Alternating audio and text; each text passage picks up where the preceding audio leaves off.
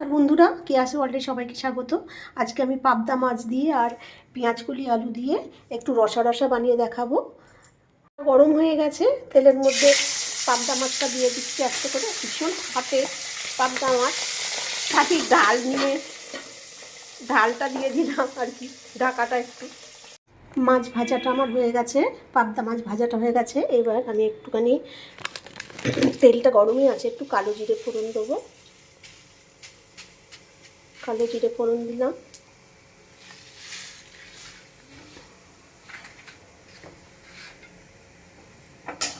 ফোড়নটা ভাজা ভাজা হয়ে করছি,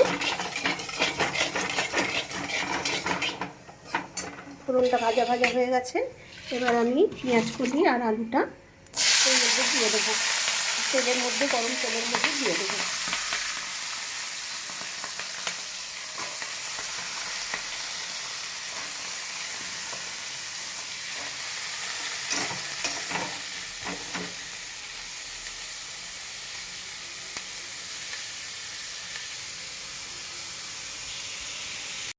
এর সাথে চেরা কাঁচা লঙ্কাগুলো দিয়ে দেবো।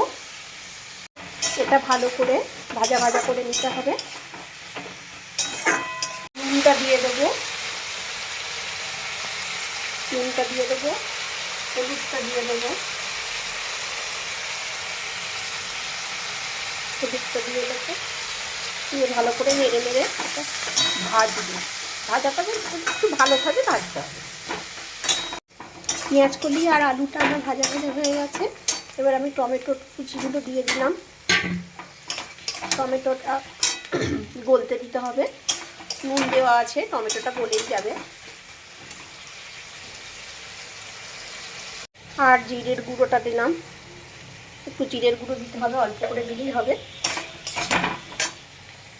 এবার ভালো করে টমেটোটাকে গলিয়ে নিতে হবে। মশলার সাথে কষানোটা আমার হয়ে গেছে। এবার আমি জল দেব, জলটা দিলাম, খুব বেশি জল লাগবে না, একটু মাখা মাখা হবে।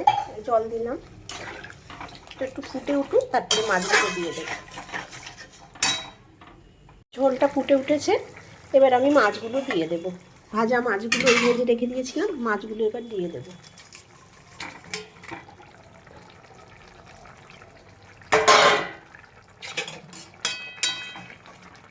বেশিক্ষণ ফুটবে না, এটা পাবদা মাছ তো এমনি নরম মাছ, বেশি ফোটালে হয়ে যায়, খুলে খুলে যায়। ফুটে উঠলে ধনেপাতা দিয়ে নামিয়ে নিতে হবে। ঠিক আছে, দিয়ে দিলাম। পাবদা মাছ রান্নাটা আমার হয়ে গেছে, আমি এবার ধনেপাতা দিয়ে দেবো।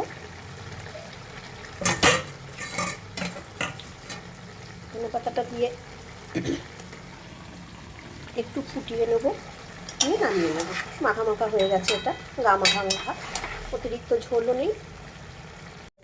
পাবদা মাছ রান্নাটা আমার হয়ে গেছে, এরকম দেখতে হয়েছে।